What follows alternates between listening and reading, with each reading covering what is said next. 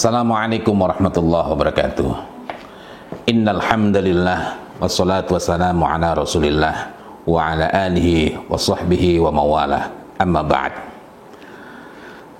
Air yang tampak paling jernih belum tentu menandakan bersih dari kotoran.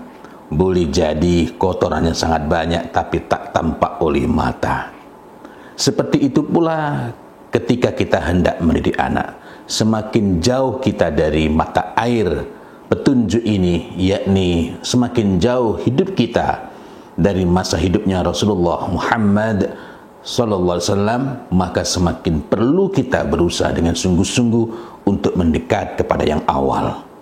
Apa yang sampai kepada kita melalui sangat banyak perjalanan, maka kalau kita ingin mendapatkan tuntunan yang tepat dalam urusan mendidik anak-anak kita, yang perlu kita baca, yang perlu kita telusuri, yang perlu kita perhatikan betul-betul adalah yang paling dekat dengan mata airnya, yakni Al-Quran dan As-Sunnah As-Sahihah. Al-Quran, Masya Allah, ada pelajaran besar dalamnya. Al-Quran itu tidak ada keraguan sedikit pun di dalamnya. Dzalikal kitabu la raiba fih. Tetapi apa yang dapat kita ambil sebagai pelajaran, mengapa setiap kali kita hendak membaca, kita dituntunkan untuk ta'awud. A'udzubillahi minasyaitonirrajim. Bukan karena ada kesalahan di sana, tetapi sangat mungkin kita tersalah dalam memahami karena kita mengambilnya tanpa ilmu. Maka dalam urusan ini pun kita perlu mengetahui apa tafsir dari ayat itu, apa makna dari ayat itu sesuai dengan yang dimaksudkan oleh Allah Subhanahu wa taala.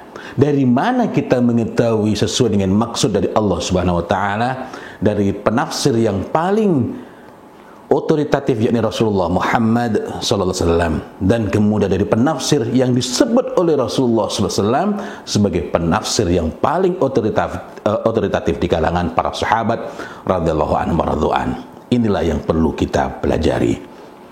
Semakin jauh dari mata air kenabian, maka akan semakin banyak sesuatu yang tampak seolah-olah dari agama ini dinisbahkan kepada agama ini, tetapi orang-orang tak terdahulu tak mengenalnya sebagai bagian dari agama ini.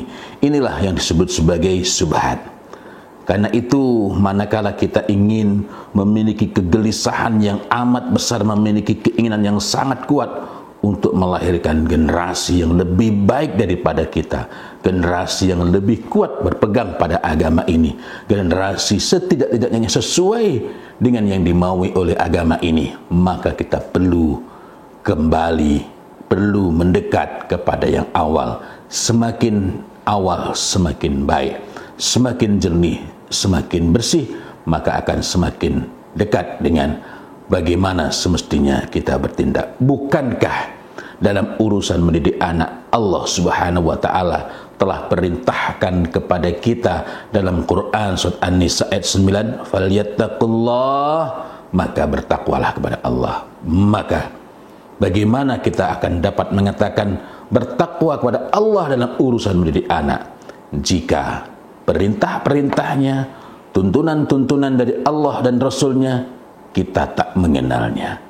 Sebaliknya, malah kita lebih akrab dengan apa yang terjadi di berbagai negeri di belahan sana yang tak mengenal Allah dan Rasulnya. Assalamualaikum warahmatullahi wabarakatuh.